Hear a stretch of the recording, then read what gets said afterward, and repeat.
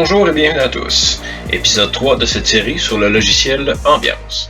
Aujourd'hui, encore une fois, nous parlerons de l'onglet Gestion du personnel, mais cette fois-ci, nous irons plus en profondeur et discuterons de l'aspect opérateur. La principale différence entre un membre du personnel et un opérateur concerne l'utilisation du logiciel, peu importe le type de rôle opérateur attribué. Celui-ci devra configurer un login et un mot de passe pour se connecter au logiciel dans le futur. Cet opérateur aura accès aux onglets, c'est-à-dire les fonctions préétablies en rapport avec le rôle opérateur choisi au préalable.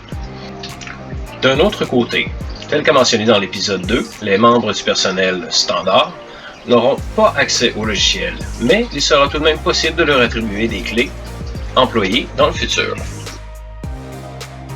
Procédons à la création d'un nouvel opérateur. Pour commencer, créons un membre du personnel.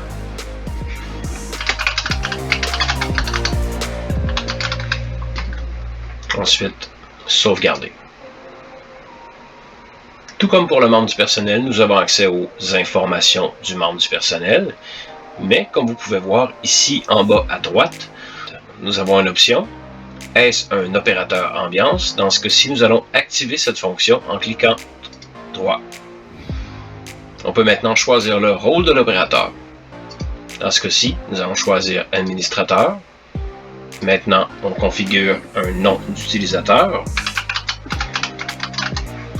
Ensuite, un mot de passe.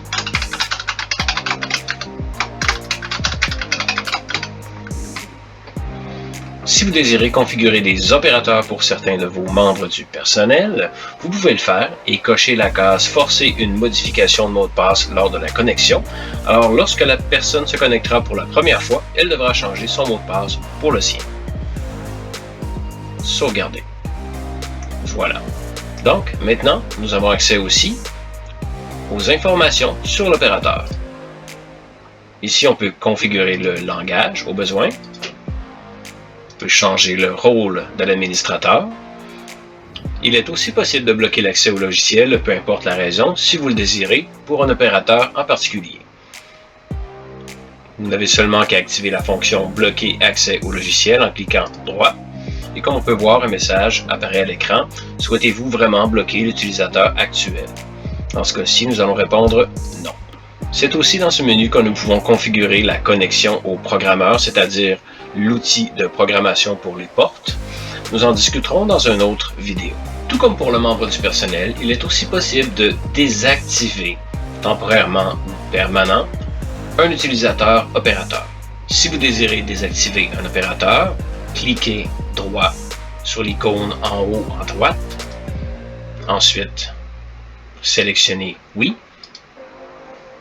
Il est possible de réactiver l'opérateur si c'est ce que vous désirez faire.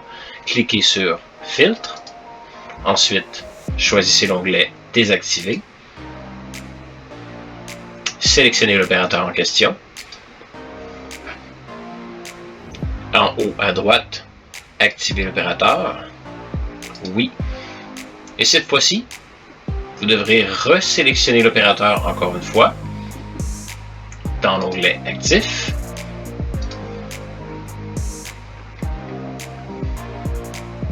Retournez dans les informations sur l'opérateur et désactiver la fonction Bloquer l'accès au logiciel. Ceci conclut l'épisode 3 de la formation sur le logiciel Ambiance de Dorma Kaba. J'espère que ceci vous a plu. Un thumbs up serait apprécié si vous avez aimé l'information que vous avez appris. Abonnez-vous, ceci m'aidera énormément à faire de plus en plus de vidéos tutoriels dans le futur. Je vous remercie, passez une bonne journée.